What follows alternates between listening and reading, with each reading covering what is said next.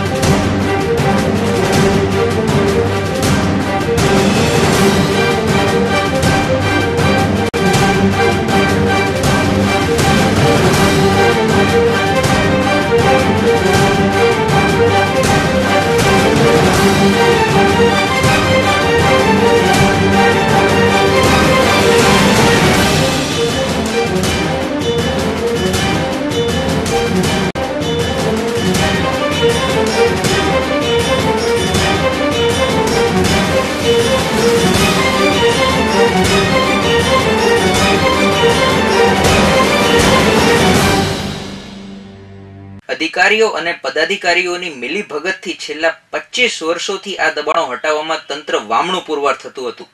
અંતે આજે કાળિયાબીડમાં રાજકીય ઓથ નીચે અનેક દબાણો છે તે પૈકી સમુદ્રમાંથી બૂંદ એટલે કે એક મોટું દબાણ હટાવવામાં આવ્યું। ભાવનગર મહાનગરપાલિકાની વહીવટી કમિટીમાં અનેક વાર રજૂઆત કર્યા બાદ વારંવાર આ વિસ્તારના લોકોએ આવેદનપત્ર આપ્યું। છેલ્લા 10 વર્ષથી સતત મહેનત કરતા આ વિસ્તારના રહીશો દ્વારા અનેક પ્રયત્નો કરવા બાદ આજે ભાવનગર મહાનગરપાલિકાના મેયર સહિત પદાધિકારીઓ આજે દિલ્હી એક ભારતીય જનતા પાર્ટીના સંમેલનમાં છે, શિબિરમાં છે। તેને કારણે આજે અધિકારીઓએ કદાચ આ કામ, આ સ્વપ્નું પ્રજાનું સાકાર કર્યું હોય તેવું લાગે છે। ચોક્કસ કહેવું પડે કે જે સામેનું બિલ્ડિંગ છે તે અડધું કાપવાનું બાકી છે। જો 2 દિવસમાં મેયર આવે તો કદાચ એ તૂટશે પણ નહીં, એ કહેવું અતિશયોક્તિ નથી। કારણ કે ભાઈ ભૂખ અને ભ્રષ્ટાચારની વાતો કરતા આ ભારતીય જનતા પાર્ટીના શાસકો લાજવાની બદલે બીજી બધી જગ્યાએ ગાજે છે, પરંતુ ભારતીય જનતા પાર્ટીના પદાધિકારી મહેતા સહિત સનત મહેતાનો ભાણિયો એના કોઈ બિલ્ડિંગો મેઇન બજારમાં ઊભા થઈ ગયા છે, તેને તોડવાની તેવડ નથી, તોડવા ગયા અને વિલામોએ પાછા આવેલા। જૂનો પ્રશ્ન કહી શકાય અને એની ડિમોલેશન હાથ ધરવામાં આવ્યું। સમગ્ર પ્રક્રિયા શું છે અને કેવા પ્રકારની કામગીરી આજે થશે ડિમોલેશનમાં? કાળિયાબીડના વિસ્તારની અંદર આ જે રોડ જે છે એ 36 મીટરનો રોડ છે અને 36 મીટરના રોડ ઉપર જે દબાણો હતા અને જે આખો રોડ બ્લોક કરી દેવામાં આવ્યો હતો એને આજે ખુલ્લો કરવામાં આવ્યો છે। અને આની બધી અમે જે કંઈ હોય એ કાયદાકીય પ્રક્રિયાઓ વગેરે બધું પૂર્ણ કરીને ત્યારબાદ આ કરવામાં આવેલું છે। અને હાલ સાથે આની સાથે જ તે રોડનું કામ પણ, રોડ ડિપાર્ટમેન્ટ પણ રોડનું કામ પણ ચાલુ કરી દીધેલું છે અને સળંગ રોડ કરવાનો થાય છે। તો વર્ષોથી છે, ઘણા વર્ષોથી વાહનોને લગભગ 8 જેસીબી છે, 8-10 ટ્રક અને ટ્રેક્ટરો બધા છે અને પોલીસ પણ પૂરતી ઓલામાં વ્યવસ્થામાં છે। વર્ષો જૂની માગણી સંતોષાતા આ વિસ્તારના રહીશોમાં જાણે ખુશીનું મોજું ફરી વળ્યું હોય તેમ દબાણ હટાવતા અધિકારીઓને અભિનંદન પાઠવ્યા। ભાવનગર મહાનગરપાલિકાના કાળિયાબીડ વિસ્તારમાં સૌથી મોટામાં મોટું કરોડોની જમીનનું દબાણ આજે ખુલ્લું કરવામાં આવ્યું છે। તેનું મુખ્ય કારણ કે ભારતીય જનતા પાર્ટીના મેયર, ચેરમેન સહિત સંગઠનના તમામ આદમીઓ દિલ્હી શિબિરમાં છે અને તેને કારણે કોઈ રાજકીય દબાણ ન આવે તેથી આજે અધિકારીઓએ આ નિર્ણય લીધો છે અને ખરેખર આ રોડ ખુલ્લો કરાયો છે। એ કારણે 10 થી 12 જેટલા જેસીબી ચાલી રહ્યા છે અને રાત દિવસ કામ ચાલવાનું છે અને તહેવારોની રજાનો સંપૂર્ણ લાભ લઈ અગાઉ જે રીતે MV રાઠોડે સ્ટે આપવાનો સમય આપેલો તેવો સમય પણ આજે આપવામાં નથી આવ્યો। ત્યારે આ વિસ્તારના રહીશોમાં એક અનેરો આનંદ છે, ખુશી છે। આપણે પૂછીએ કે તમે આ જે રોડ થાય છે એને કેવી રીતે બિરદાવો છો? નામ વિજયભાઈ ડાભી અને આ જે કાંઈ કાર્ય થયું છે તે સોસાયટી કાળિયાબીડ માટે ખૂબ સરસ કાર્ય થયું છે અને મ્યુનિસિપાલિટી તેમજ પત્રકાર મીડિયાને ખૂબ ખૂબ ધન્યવાદ કે જેને કારણે થઈ અને આ એક કાર્ય થયું છે અને હવે રહીશો આ બાબતમાં ખૂબ ખુશ છે અને અમારી માંગણી એ છે હવે જે કાંઈ આ રોડ ખુલ્લા થયા છે એને સારામાં સારું ડેવલપિંગ કરી સોસાયટી અને રહીશોને સારામાં સારું કાર્ય મળે એવી અપેક્ષા કામ થયું છે એટલે હવે અમારી આશા જાગી છે અને ખૂબ ખૂબ ધન્યવાદ પક્ષને, મ્યુનિસિપાલિટીને અને પત્રકાર ભાઈઓને. અરવિંદ ભાનેલિયા, આજે કામ થયું છે ડિમોલેશનનું, બહુ ખૂબ સરસ કામ થયું છે. એના માટે પત્રકાર મિત્રોને અને કમિશનરને તેમજ કોર્પોરેશનની ટીમને ખૂબ ખૂબ ધન્યવાદ છે. આવા ને આવા કામ જે કાળિયાબીડમાં અનેક એવી બિલ્ડિંગો છે જે ગેરકાયદેસર છે અને મોટા માથા અને વગને કારણે બિલ્ડિંગો હજી તૂટતી નથી. તો આ બિલ્ડિંગો પણ તૂટે અને રોડના બમ્પ બને જેથી કરીને સ્કૂલોના છોકરાઓ જે સ્પીડમાં એકદમ ગાડીઓ ચલાવે છે જેને કારણે એક્સિડન્ટ થવાની શક્યતા ઘણી બધી છે. તો બમ્પ પણ બનાવે અને ગેરકાયદેસર જે બિલ્ડિંગો છે એનો પણ તોડે. ખૂબ ખૂબ ધન્યવાદ. ભાવનગરમાં કાળિયાબીડમાં જે આ ડિમોલેશન થયું છે હવે પછી મને એમ લાગે છે કે બીજું બધું ડિમોલેશન થશે તો એથી વધારે પબ્લિકમાં આનંદ થશે.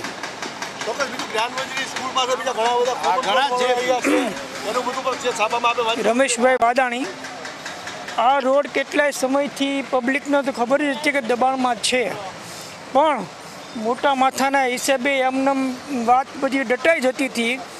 એના જ આ રોડ ખુલ્લો થવાથી પબ્લિકને સારામાં સારી સવલત મળશે. શોર્ટકટમાં માણસ અહીંથી અહીંયા નીકળી જશે. અત્યારે પહેલાં ફરીને માણસને અહીંયા જવું હોય ભગવતી સર્કલ તો જવું પડતું, અત્યારે શોર્ટકટમાં સમયને બચાવ કરીને શોર્ટકટમાં નીકળી જશે. ચોક્કસ કહેવું પડે કે 1 થી 1.5 કિલોમીટરનો ફાયદો થશે આ રોડ થવાથી, પરંતુ આ જાડી ચામડીના રાજકારણી અત્યાર સુધી કેમ પાણીમાં બેસી રહ્યા અને હાલ કમિશનર ગાંધીએ આ જે કાર્ય કર્યું છે તે ખરેખર અભિનંદનને પાત્ર છે.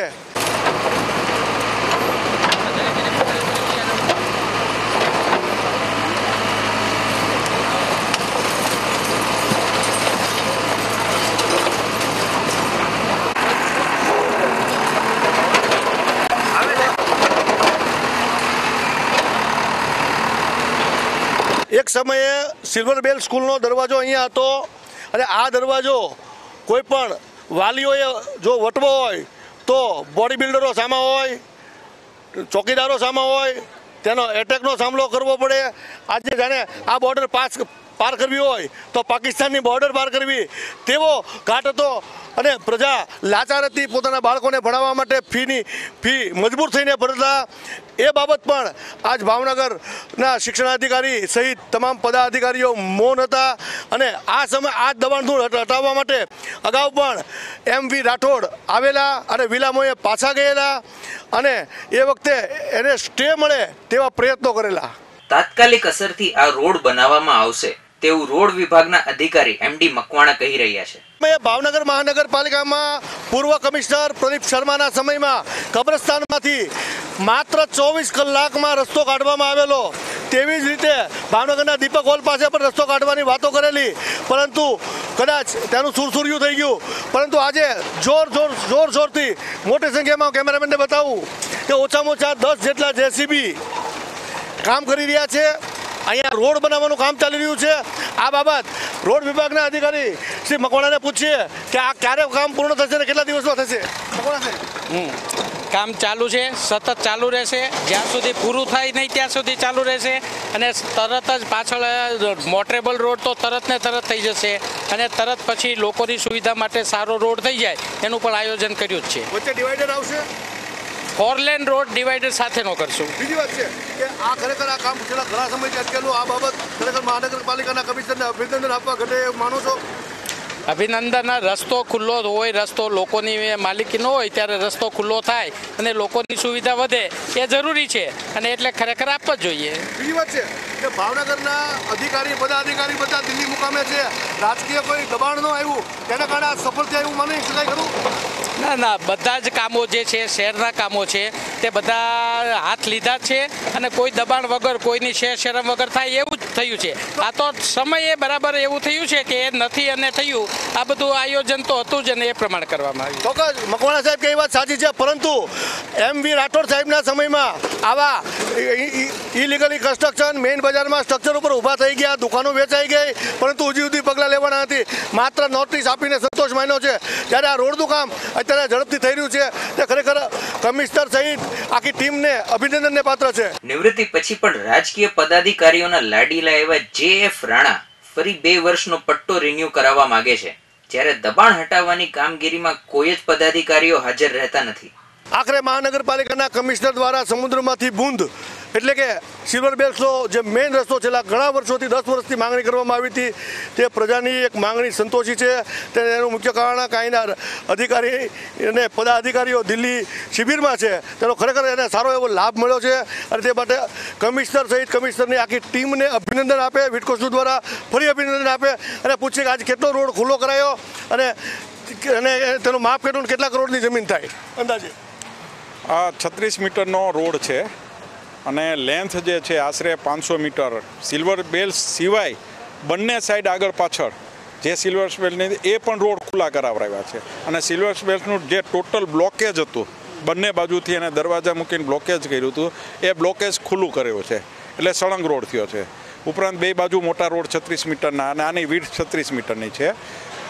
ઉપરાંત આની સાથે જ સાથે પેરેલલ અમે આયોજન કરેલું કે રોડનું કામ ચાલુ થઈ જાય, એટલે રોડનું કામ સાથે ચાલુ છે, એનું ખોદાણ ચાલુ છે, પછી રોલિંગ થશે, સરફેસ ડ્રેસિંગ થશે, આ રીતે અમારું કામ ચાલુ છે. બીજી એક વાત છે કે અગાઉ શિવરે સાહેબના સમયમાં કોઈ પણ જાતના દબાણ હટાવતા તેનું બિલ આપવામાં આવતું હતું. આટલી બધી જે મિશનરી મિશન જે ચાલે છે એનું આ કોઈને તોડવાનું બિલ ગેરકાયદેસર હતું, એટલે બિલ આપવામાં આવશે ખરું એવું લાગે છે. અમે અત્યારે છેલ્લે જેટલા બાંધકામો તોડ્યા ને એ બધામાં હમણાં બધાને બિલ આપ્યા અને આને પણ બિલ આવશે. એ અમારું જે છે ને આ જેટલું એકચ્યુઅલ થતું હોય ને જે એ રીતે હોય છે. ચોક્કસ કહેવું પડે કે કદાચ અગાઉના કેટલાક બાંધકામોમાં ધર્મેન્દ્ર મહેતા વખતે બિલ દેવાના રહી ગયા છે, એટલે કદાચ ફરી આપવાનું કોશિશ કરે તો નગરપાલિકાને આવક થાય તે કહેવું અતિશયોક્તિ નથી. પરંતુ આ સિલ્વર બેલ્ટના રોડને અગાઉ શિવરે સાહેબના સમયમાં જે રીતે તોડવાનો ખર્ચ જે સરકારી ખર્ચ થતો હતો તેનું બિલ આપવામાં આવશે તેવી વાત આજે ડેપ્યુટી કમિશનર રાણા સાહેબ કહી રહ્યા છે. હવે લેવાય તે તો આવનારો સમય જ બતાવશે. કેમેરામેન નાનું ચુડાસમા સાથે પ્રદીપ શુક્લ, વિટકોસ્ટ ન્યૂઝ, ભાવનગર.